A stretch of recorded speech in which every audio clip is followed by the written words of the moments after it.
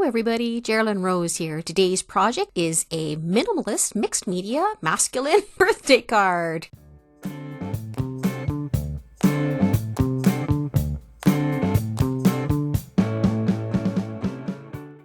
In one of Kathy Zilski's recent live chat, she had a poll going about what type of card we actually do the most. Most people, I think it was 72%, do birthday cards.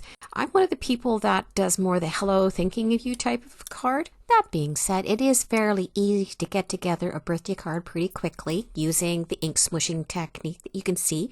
And with this, remember to dry it in between each of your layers because wet on wet blends and wet on dry brings up the underlayers. And once we've got that done, I'm chopping it down to the size of the panel that I want. I'm bringing in some ink to darken up around the corners and certain other spots. It'll add a blue transparency over the white and the blue ink smooshed areas in the background to add another layer of interest to it. Got out my Altenew, the birthday wish die set. I am taking out 2 colors of blue to do the shadow and to do the words themselves on this. I did stack up the happy birthday words a little bit more, a few more times too, and set them aside. This was my first chance to use the Altenew Raised Sentiments embossing folder, which has got a bunch of sentiment strips on it, quite varied, and it has a happy birthday one up in the top corner. I chose to accentuate that one.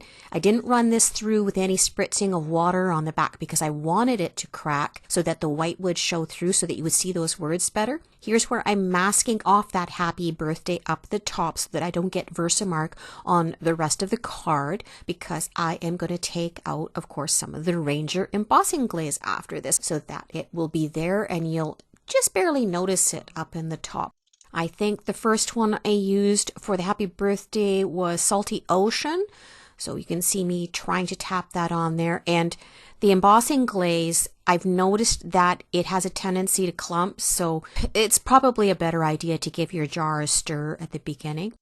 There I am, just tapping it back in. I'll be heat embossing that pretty quick here. Looks good. All right, now the Salty Ocean Oxide Spray from Ranger. I'm going to put that down so that it's something wet that the embossing glaze can hold on to again. I'm using 2 colors this time, so that Salty Ocean again and also the Uncharted Mariner. With both of those colors of powder on there now, what you're going to want to do is bounce it around or tap it from underneath, and that gets the powder to adhere to either your wet spots that you've got there. You can use water even, it'll stick to that. The Versamark, I'm pouring it back on because at this stage I don't care if it's mixed, and this powder, once we're done with it, the excess, I'm just going to throw it into the garbage because of course now they're mixed and I can't put it back in the pots. Of course, you have to heat set embossing powder. Once I've done that, because my heat gun is hot, I am going to do my sentiments. I used a matte powder first, and then I brought in the Uti, the interference blue for the second layer. Gave it a couple of really neat effects actually when you look up close at it. And of course there's the magic, watching that stuff melt, right?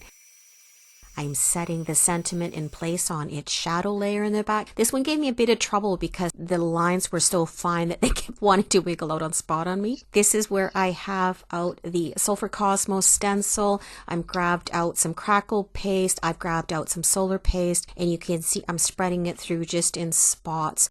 You know, strategically through there, knowing that I will be putting an image down in one spot on the card, so it will help to frame it. We're going to set that aside to dry. We're going to get our image out. It'll be the Simon Says stamp, Oh Gnome stamp up for this one.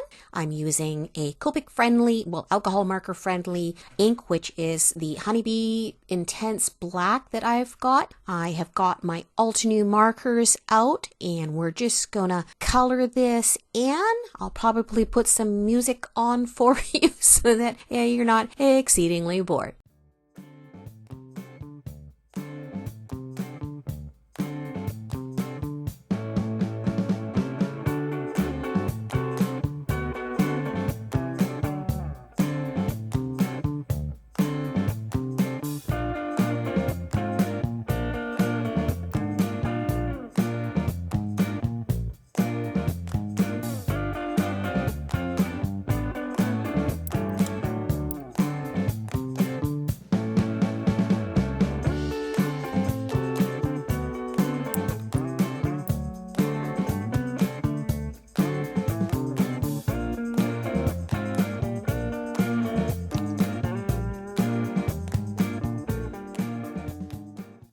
know if this stamp set's actually got a die set, so we're going old school here and we're fussy cutting it out. I like to cut pretty much right on the line.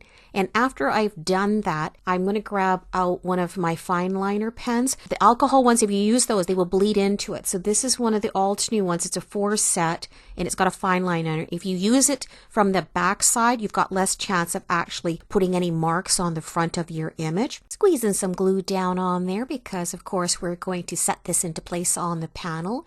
And I'm probably going to do my typical, let's just hover over this and find out exactly what spot I want to put it in, because that is me. The same with setting the sentiments in place for the happy birthday on the front. This one definitely is going to need some weight to adhere it down. All right, the inside of the card. We have the lovely rose peony stamps for the sentiments that we're putting inside. And we're going to do it in 2 tones of blue here so that it picks up the 2 tones, the couple of tones of blue that are on the front. We need to get a custom stamp there on the back, and it's in shades of blue like the rest of the card. Once I've got that done without messing everything up, we're going to put the panel on the front. It's got glue on the back so I can wiggle it into spot because I've got such a fine border on this one. Fun fact about me, I only possess 2 things from Lawn Fawn in my stash. This is one of them. It's the diagonal gift card die cut. I use that to put gift cards inside cards, of course, that we're sending out to people. You always have to send a little love with your handmade kindness. We're going to do that by popping on a couple of the hearts from the Crafty Friends stamp onto the gift card holder. And here I'm putting one of the enamel dots, the star ones, up on the balloon for a highlight, and I'm grounding Mr. Gnome with a triangle of enamel dots around him so he doesn't quite look like he's floating so bad in there.